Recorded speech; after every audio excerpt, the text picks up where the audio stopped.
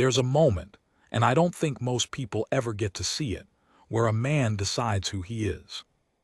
Not with words, not with a speech, not with anything dramatic, nothing like the movies. Just stillness. Just a jaw that tightens exactly once, and then doesn't move again. I saw that moment. November morning 2 years ago, just east of the changing of the guard, and I've never quite been able to shake it. My therapist says I process things through telling them out loud. So, here we go. I want to tell you about Sergeant Marcus Calloway first, because you need to understand what kind of man he was before you can understand what he did. Marcus wasn't the tallest guard. That matters weirdly because when you picture the household cavalry standing at their posts, those enormous bearskin hats, the scarlet tunics, the absolute refusal to be human in front of tourists, you picture giants. Marble, something carved rather than born. Marcus was 5'11" on a generous day. Broad, yes. Solid the way a door frame is solid, but not a monument. His face, when he wasn't on duty, looked like a man who thought about things too long and slept slightly too little, and had a dog he missed when he was away. I know this because I'd seen him off duty once, in a coffee shop on Birdcage Walk, coat collar turned up, reading a battered paperback with one finger marking a page he'd clearly lost his place in. He looked like someone's tired, decent father. On duty, he became something else entirely. That's the thing nobody talks about, the transformation. It's not just discipline, it's something more interior than that. Like watching a musician the moment before a concert, there's a quality of attention that changes the whole texture of the air around them. The morning it happened, London was doing that thing it does in November where the sky can't decide between gray and whiter gray, and just settles on both. Not raining, just considering it. I was there as part of a small press pool. I write for a heritage magazine, the sort of thing read by people who care about architecture and old ceremonies, and the kind of institutional memory that countries keep in their bones. My editor had sent me to cover the arrangements for the upcoming investiture ceremony. Routine access, nothing classified, just observe and write something atmospheric. I had my notebook. I had my coffee, which was already cold. I had a laminate badge that said press and made me feel exactly as important as it sounds, which is not very. The Household Cavalry Mounted Regiment had been performing the standard rotation outside the palace gates. Tourists were doing what tourists always do, phones raised, shuffling for position, the occasional child trying to get a reaction and being deeply disappointed. There was a woman nearby trying to explain to her maybe 8-year-old why the guard couldn't laugh at his joke. She was doing a pretty good job, actually. Something about duty and honor and what it means to make a promise to something bigger than yourself. The kid didn't buy it, he kept waving. I remember thinking, God, I hope Marcus doesn't crack. The kid has a real gift for this. That's when I saw the motorcade turn off the mall. 3 vehicles. Black, obviously. The kind of black that suggests money rather than absence of color. They move the way powerful things move when they want to be noticed, but also want you to know they don't need you to notice them. One of the junior officers near me stiffened fractionally. Not alarmed, just recalibrated.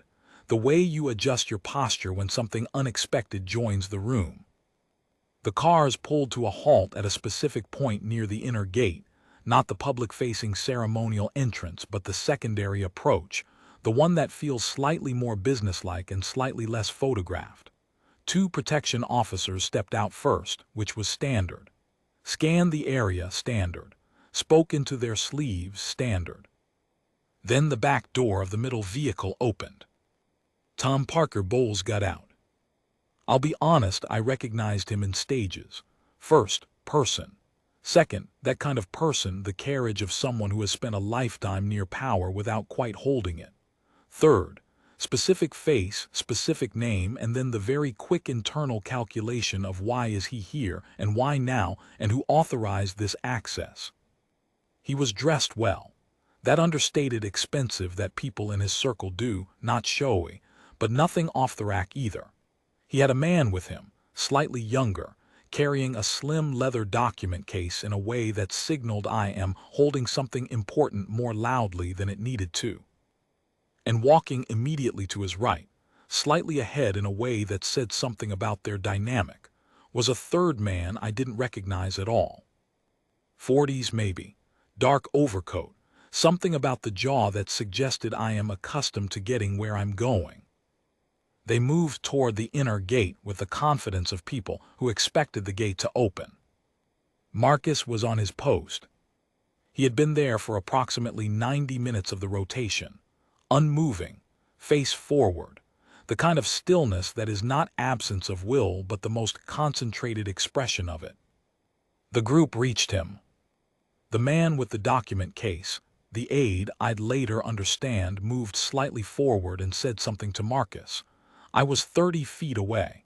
I couldn't hear the words. I could hear the tone. It was the tone of someone who has explained something once and found the explaining slightly below them, and is now explaining it again only because the alternative is a delay, and the delay is unacceptable. Marcus did not look at him. He was looking, as he had been looking, at the middle distance, that fixed, ritualized gaze that the guards maintain. Tourists always think it means emptiness. It doesn't.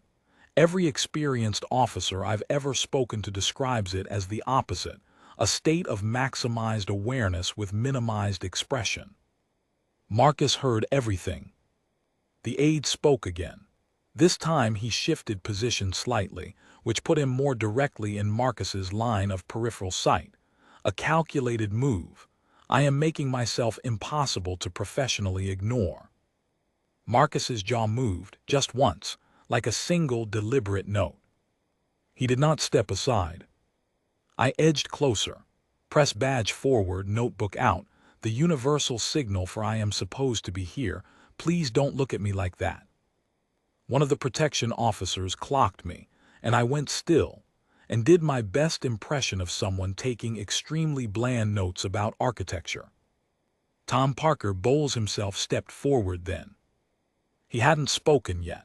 He'd been hanging back in that particular way of people who are used to their presence doing the work before their words need to. But something about Marcus's immobility had made presence insufficient. He said, and I heard this clearly because I'd gotten close enough, I don't think you understand who I am. Not cruel, not screaming, conversational almost, the way you'd say it to a malfunctioning ATM. Marcus, for the first time, moved his eyes. Just his eyes, the rest of him, statue. He looked at Tom Parker Bowles for exactly as long as it takes to draw a breath. Then he looked forward again. I understand, sir, he said. And his voice was, and this is the part I've tried to describe to people and always failed, it was the most perfectly neutral thing I have ever heard a human being produce. Not cold, not aggressive, not dismissive. A door closed politely. My orders, Marcus continued, are specific to this location, this rotation, and this access point. I do not have clearance for your party for this entrance at this time. One sentence, like a brick. The aide tried again. Something about the ceremony preparations, about timelines, about a call that had apparently been made earlier that should have cleared this. Marcus, I'd recommend directing that concern to the duty officer, sir. I can arrange contact. Not I will arrange contact. Not let me help you. Exactly, I can. The conditional was doing a lot of work. The aide's expression was doing something complicated by now. He was a man who moved in worlds where sentences like that didn't happen to him, where people read the room, adjusted, found a way to smooth it over, because the alternative, this exact alternative, was uncomfortable in a way that suggested the smooth world had briefly malfunctioned. Tom Parker Bowles put a hand on the aide's arm. There was something in that gesture, something that said this is becoming something I don't want to become. He looked at Marcus. I'm here, he said, On behalf of my mother, in preparation for a royal event, I believe the king is aware of this visit. And there it was, the word that was meant to open the door. The king. Marcus's face did something that wasn't quite anything, a slight deepening of his focus. Nothing a camera would have caught. I understand, sir, he said again. Same tone, same register, same closed door. Any arrangements confirmed by His Majesty would be reflected in my standing orders. They are not. Someone behind me said, "Oh," very quietly, the way you say it when you realize you've wandered into something real. A small cluster of tourists had stopped. They didn't know specifically what they were watching, but they could feel it. That frequency you can feel when two certainties meet in a space that isn't big enough for both of them. The aide said something into his phone. Tom Parker Bowles was quiet for a moment. He looked at Marcus in a way I've thought about since. Not, and I want to be precise about this, not with contempt, almost with something more uncomfortable than that, a kind of recalibration. Like a man who had expected a wall to move, and was now, reluctantly, re-understanding the nature of walls. "I'll be making a call," he said. "Marcus, of course, sir." Tom Parker Bowles took one small step back, turned, said something to his protection officers. And then he stood there and waited. The clouds had made their decision. Light rain now. The kind that isn't quite committing to being weather but is getting on everything anyway. The little boy from earlier had somehow stayed in the area. His mother had gotten absorbed in a conversation with another tourist. He was watching the guard, watching Marcus specifically. The phone calls were happening somewhere behind me. I didn't move. I was very busy, as far as anyone could tell, taking notes about the architecture. I was actually writing the words, "He did not move. He has not moved. Why hasn't he moved?" Because that was the thing, you understand. Every exit was available to him. Every polished institutional, of course, sir, that would have made this manageable, smoothable, forgettable. He didn't take any of them. Whatever his orders were, and I still, 2 years later, don't know exactly what those orders contained. Whatever they said, Marcus had decided they meant something. Not as a performance, not as a power play. As a fact. 12 minutes passed. I know because I was watching the clock on my phone, trying to look like I was checking messages. At the end of those 12 minutes, a senior officer, captain by the insignia, arrived from inside the inner courtyard, walked directly to Marcus. They spoke for approximately 40 seconds. Marcus nodded once. The captain turned to Tom Parker Bowles' group, said several things I couldn't hear, gestured in a direction that was clearly this way, different entrance, different clearance level. Not the entrance they had wanted, the other one. The aide started to say something, and Tom Parker Bowles put a hand on his arm again. He looked at Marcus one last time. Marcus was already looking at the middle distance. The group moved off. The protection officers closed around them. The motorcade readjusted. They went through a different gate entirely. The little boy walked up as close as he was allowed to get. He stood there looking at Marcus, rain on both of them. "Are you a real soldier?" he asked. His mother made a small sound of embarrassment, reached for him. Marcus's eyes dropped, just fractionally to child height. "Yes," he said. And then he was looking at the middle distance again. The boy seemed satisfied by this, in a way he hadn't been by anything else all morning. He turned and said to his mother, very seriously, "I think he's the most important one. I didn't publish what I saw that morning. Not the details. My editor wanted atmosphere and ceremony and institutional dignity, and what I had was something else. Something that felt like it belonged to a different category. The kind of story that circulates quietly in whispers among people who were there. But I wrote it down that night, all of it. Because there are moments where someone decides, in front of no audience and with no reward, to simply be exactly what they said they were going to be. And I think those moments are rarer than we let ourselves believe. The king never commented on the incident. Officially, it didn't happen. Marcus completed his rotation, filed his report presumably, went home to wherever he went, fed his dog, I like to think. The ceremony preparations continued. The investiture happened, as scheduled, beautifully, with the precision that makes the world believe Britain is still, somehow, held together by something it cannot quite name. But I know what it's held together by. I saw it, 5'11", broad as a door frame, rain on his bearskin hat. Not moving.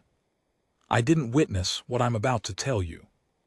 Someone else did, and they told me in pieces over the course of 3 separate conversations, 2 of them in a pub off Victoria Street, one on a bench in St. James's Park while pigeons performed their deeply unimpressed routine around our feet. They made me swear I wouldn't use their name. I didn't even write it down. What follows is as close to their words as I could get, reconstructed from notes I made immediately after each conversation, cross-referenced with the parts that never changed no matter how many times they told it. The parts that never change are the true parts. I found that to be reliable. Her name, for the purposes of this telling, is Diane. She's worked in the administrative infrastructure of the royal household for 19 years. She has a title she finds mildly embarrassing, and a desk she has occupied for so long that its particular wobble in the left rear leg has become something she'd genuinely miss. She is not flashy. She's the kind of institutional memory that organizations desperately need and rarely acknowledge. The person who knows where every procedure came from, which rule was written in response to which crisis, and exactly which informal channels work faster than the formal ones when something needs to quietly not become a problem. The morning it happened, Diane was in a meeting that had no business lasting as long as it did about logistical staging for the upcoming investiture ceremony. She described it as, and this was her exact phrase, the sort of meeting that happens when 3 people with different anxieties all decide to have them in the same room at once. She got the call at 11:47. She knew the time because she'd been looking at the clock. The duty officer on the gate line was a man named Sergeant Hewitt, not to be confused with any other Sergeant Hewitt. There are several who had the quality that all good gatekeepers share, an absolute immunity to the emotional temperature of the person in front of him. He called Diane's office because she was, in the chain of things, the person whose desk certain anomalies were supposed to reach when they couldn't go further up without becoming officially logged. Unofficially logged was fine. He told her there was a situation at the Eastern Secondary Access Point. There was a party asserting clearance that his records didn't confirm. One of the guards was holding correctly, per protocol. She said, "Which guard?" He said, "Calloway, ma'am." She paused for 1 second. "Right," she said, "I'll be there." She wasn't there in 30 seconds because Buckingham Palace is not small and because she also stopped to make 2 phone calls on the way. Both lasted under a minute. Both were to people whose names she also didn't give me. What she got from both of those calls was the same information. The visit had been discussed. It had been discussed at the level of exploratory conversation, which is a specific and important distinction in institutional language, meaning the idea had been floated but nothing had been confirmed in writing, nothing had been logged in the access protocols, and no formal clearance had been issued. In institutional terms, it happened but it didn't happen. In Marcus's terms, it wasn't in his orders so it didn't exist. By the time she reached the secondary access, she could see from a distance that the situation was still active. Tom Parker Bowles's group was waiting. One aide was on a phone. The protection detail had that stillness of people trained to look relaxed while running 16 separate calculations. Marcus was on his post. She described it And this is the image I can't get out of my head. She said it looked like everyone around him was in motion of some kind, shifting, adjusting, working a problem. And he was the fixed point that the motion was organized around. Like he was the still part of a wheel, she said, everything spinning, him not. She made her own assessment in about 12 seconds. Then she went to Captain Fenwick, who had arrived ahead of her and was in the middle of what appeared to be a diplomatic exchange with the aide. She pulled Fenwick aside, said quietly, "What's the actual clearance status?" Fenwick, to his credit, was honest. "Unconfirmed. Calloway is technically correct." She said, "Then he holds." Fenwick looked at her for a moment. "There's going to be a call." "There'll be several," she said. "He still holds." Fenwick, to understand what that meant, needed to make his own calculation. Tom Parker Bowles wasn't the king. He wasn't a working royal in the constitutional sense, but he was the queen consort's son, and the queen consort's relationship with palace administration was, Diane's word was layered, which is the kind of word that contains an entire thesis. The phone calls that were coming would go to people above Fenwick, possibly above Diane. The institutional heat this would generate was real. Fenwick looked at Marcus. Marcus still, wet, staring at the future like it owed him something. "He's going to hold regardless of what I tell him," Fenwick said. "Not accusatory, just observational." "Yes," said Diane. "Because the orders say." "Because the orders say." They stood there for a moment. "Then we'd better make sure the orders are right," Fenwick said. And he went to make his own calls. Diane stayed. She positioned herself in that specific way of experienced institutional operators, close enough to be present, far enough to be deniable, which is less cynical than it sounds. It means, I am here, I see everything, and if this goes wrong I can help, but I will not muddy the chain of command while it's still running. She watched Marcus. She had worked in this building, this system, this architecture of protocol and ceremony and institutional weight, for 19 years. She had seen guards in difficult situations before. She had seen the ones who held, and the ones who found a way to let the difficult things slide past without technically violating anything. She had never, she told me, seen someone hold quite like this. It wasn't stubbornness, she said.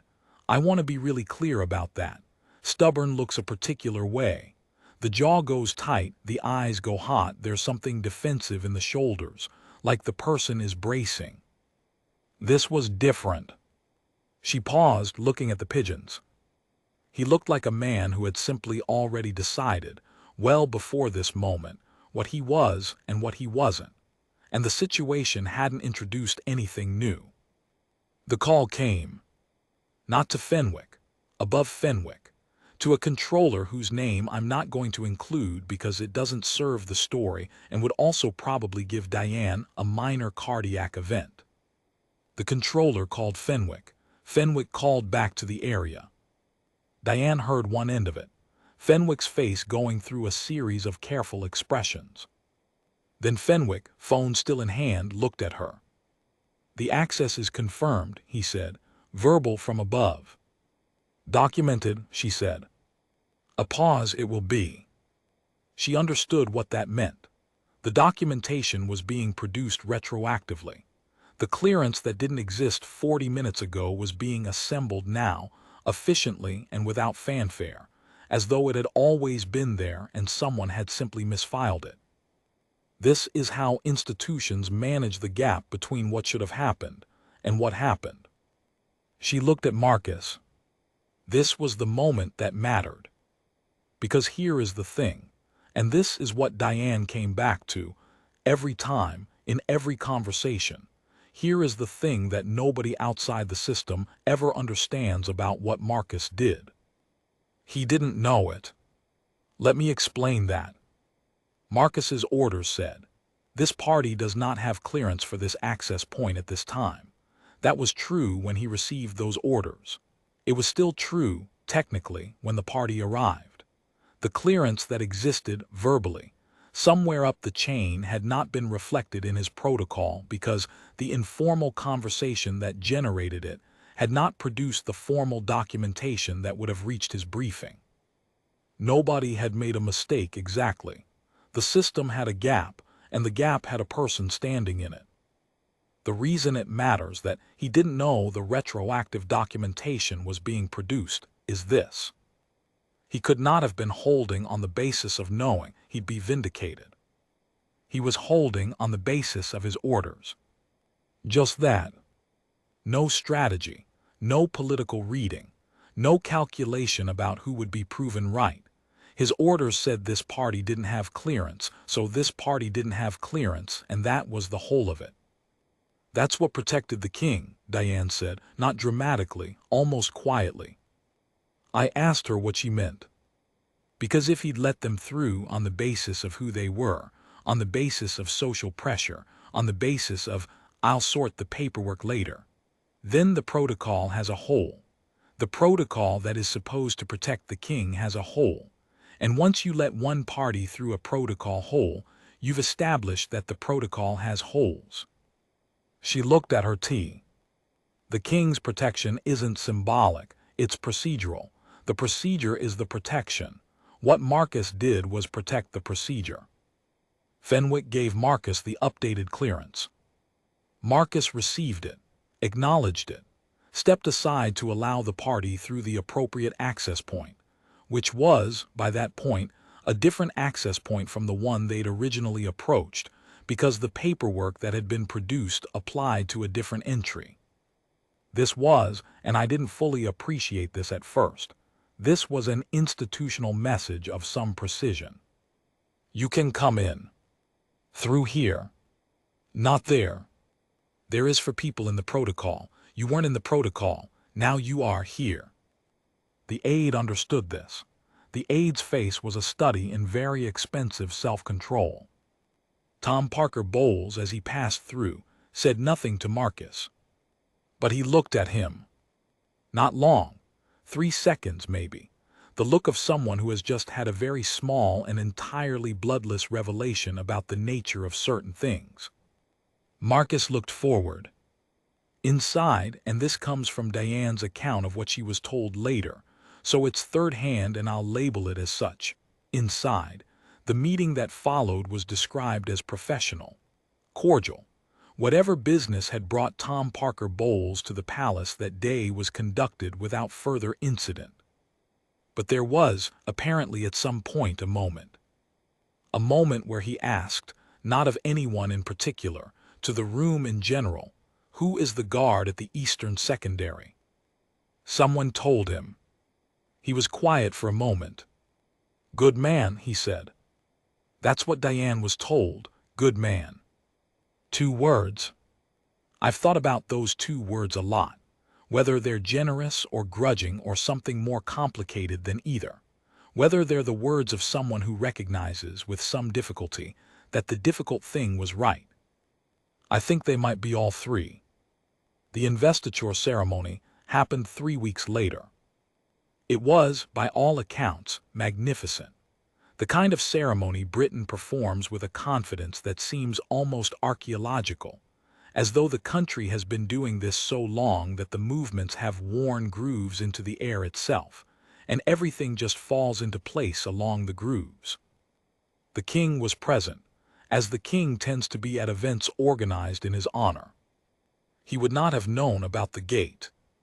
He would not have known that a 5'11" sergeant with a wobble-free desk and a battered paperback stood in a gap in his protection architecture and refused to move. He wouldn't have needed to know. This is the part of the story I find most difficult to explain to people who haven't spent time around institutions, around ceremony, around the human beings who maintain the mechanisms that hold certain things in place. People want the king to know. They want the guard to be called in, given recognition, have the handshake and the quiet word and the gratitude that makes the whole thing legible as a story with a proper shape. That's not how it works. That's not how it has to work for it to matter. Marcus did what he did. The record reflected it. His superiors noted his conduct. That's the shape of it. Diane put it this way, and this is the last thing she said to me. On the bench, with the pigeons doing their thing, the whole city going about its enormous, indifferent business around us. Nobody leaves flowers for the load-bearing wall. She finished her tea. But take the wall out, the whole thing comes down. I went back to that gate once, 6 months later. Different season. Spring, so the light was doing something almost optimistic. Different guards on rotation. I stood where I'd stood that November morning and tried to feel what I'd felt. Mostly I felt cold and slightly self-conscious, the way you do when you return to a place that doesn't know it meant something to you. But there it was, the post, the line, the threshold. The place where someone had simply decided. There's a retired colonel I know, retired in the way that people who spend 40 years inside an institution are ever really retired, which is to say, not much, who met me for lunch at his club off Pall Mall in January. He doesn't give interviews. I'm not sure this counts as an interview. I'm not sure he knows I'm going to write it. He ordered the same thing he always orders, soup, something brown, bread on the side, and he spent the first 20 minutes talking about a TV program he'd seen about Antarctic penguins, which he'd found unexpectedly moving. Then I told him what I'd seen, what Diane had told me. He ate his soup for a moment. "Calloway," he said. "Not a question." "You know him," I said. "I know of him. That's different and more reliable." He broke his bread, considered it. "Tell me what you want to understand," he said, "because I can tell you're not just gathering material, you're trying to understand something." He was right, I was. What I wanted to understand was this. Why does it matter?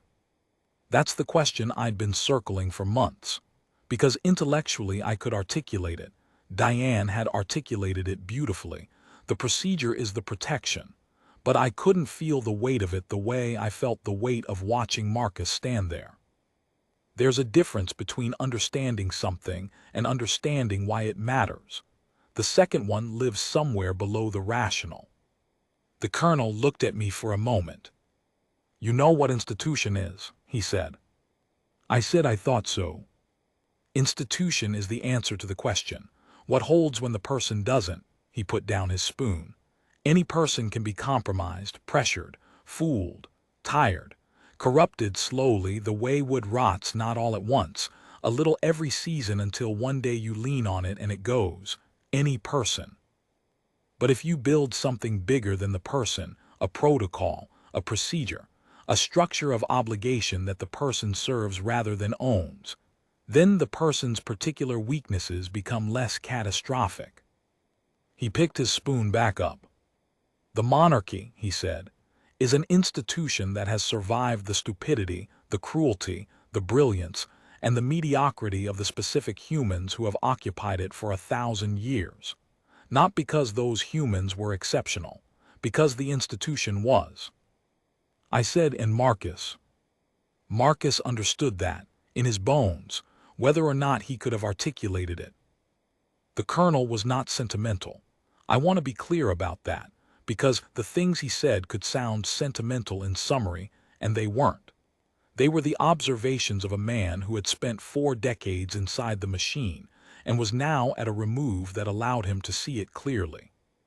He told me, and this is the part that changed my understanding of the whole story. He told me about a period in the mid-90s when the security protocols around the royal family had been quietly, gradually loosened.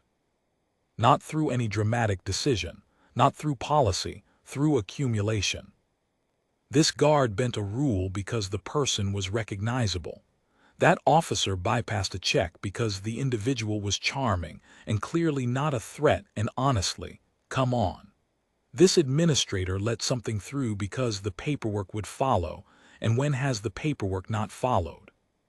Each individual instance, harmless, reasonable even. And then, he said, someone who wasn't charming and wasn't recognizable and didn't deserve the benefit of the doubt that had become the default. That someone walked through a gap that had been made, moment by moment, by 100 small, reasonable decisions. He paused. It took years to rebuild that culture of absolute procedural adherence. Years. And it started with individual guards who understood, not as a rule they followed but as something they believed, that the protocol exists for the moment when you can't tell the difference. The moment when you can't tell the difference. I've turned that phrase over and over since. Because Tom Parker Bowles was, by any account, exactly who he said he was. The risk was not him specifically. The risk was the breach, the precedent. The next person who arrives claiming to be adjacent to someone important, and the guard who remembers the morning when he let someone through because they seemed fine. Marcus wasn't protecting the king from Tom Parker Bowles. He was protecting the king from the erosion of the thing that protects the king. Those are different tasks. The second one is harder because it has no visible villain. You can't point at the danger. You can only point at the rule and say, this is the rule. It exists because of things that happened before. I wasn't there for those things. I don't need to have been. I hold the rule. The colonel told me something else that I found, oddly, the most moving thing in the whole account. He said that in the weeks after the incident, there had been a quiet internal review. Not an investigation, nothing adversarial, just the institution doing what institutions do when something happens that reveals the current state of their own procedures. What they found was that the secondary access protocol at that gate had a documentation gap. Not Marcus's fault, not anyone's fault particularly, just a gap that had existed unnoticed in the paperwork trail between verbal clearances and logged access permissions. The gap was closed. New procedure written, specific to that gap, specific to that situation. The only reason they found it, the colonel said, was because Calloway held. He said it plainly, no drama. If he'd let them through, there's no incident report, no review. The gap stays, for years maybe, until something happens that's worse than an awkward standoff at a gate. He looked at his soup bowl. He didn't know any of that. He wasn't holding because he spotted the gap. He was holding because his orders were his orders. He smiled slightly. The best institutional service is usually performed by people who aren't thinking about the institution at all. They're just thinking about what they said they'd do. I asked him at some point about the king. Not a political question. Nothing about policy or succession or any of the things that fill column inches. Just, what does he think the king would make of this if he knew? The colonel was quiet for a longer moment than usual. Charles has spent his entire life in the institution, he said finally. He has been shaped by it. He has at times chafed against it. He has made decisions that were in tension with it. He is a complicated man, as most people are when you look closely. A pause. But he has also understood, more clearly than almost any other person in his position, that what he represents is larger than what he is. He has said as much, in various ways, many times. Another pause. If he knew about Calloway, I think he would feel something like relief. The kind of relief you feel when you discover that something you've been trusting without being able to check on is, in fact, trustworthy. He thought for a moment. That's not a small thing. Most of us never get that confirmation. I want to tell you about the last time I saw Marcus. It was in February, 3 months after that November morning. Not at the palace. I was at a function in Westminster. One of those events that is ostensibly about heritage and architecture, but is really about the people in the room and the invisible web of connections that keeps them all in relationship with each other. He was there in an official capacity, some ceremony-adjacent logistical role, not on ceremonial guard duty, standing around at a drinks function in his regular dress uniform. The kind of thing guards do at events that require their presence more as symbol than as physical protection. I saw him across the room. He didn't see me, Or if he did, he didn't connect me to the morning at the gate. He was holding a glass of water.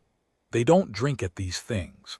And talking to an older woman in the specific way you talk to someone your grandmother's age at an event, which is attentively and with patience, and with the slight tilt of the head that says I am genuinely listening and will continue to do so. The woman laughed at something he said. He smiled. It was the smile of the man in the coffee shop, the tired, decent one, the one who loses his page in a paperback and has a dog he misses. Not the man at the gate. Or rather, not only the man at the gate.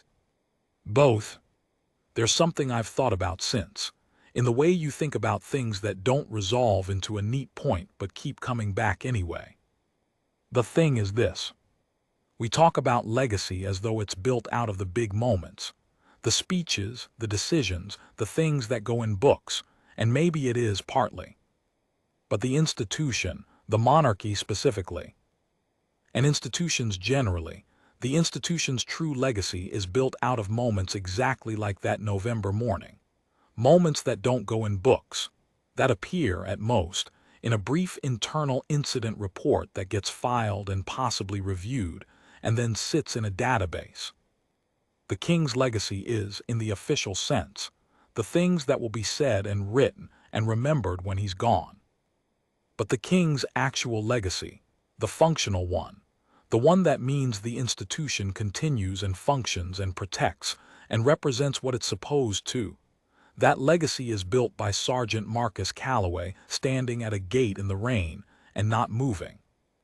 By Diane making 2 phone calls in a corridor and saying he holds.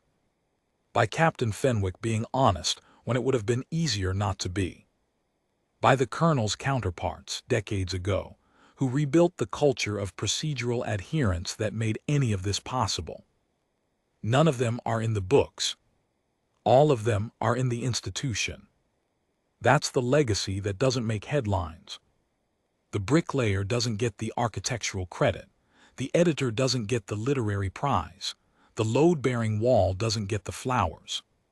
But you lean on it. You lean on it every day without knowing you're leaning on it. And it holds. And the building stands.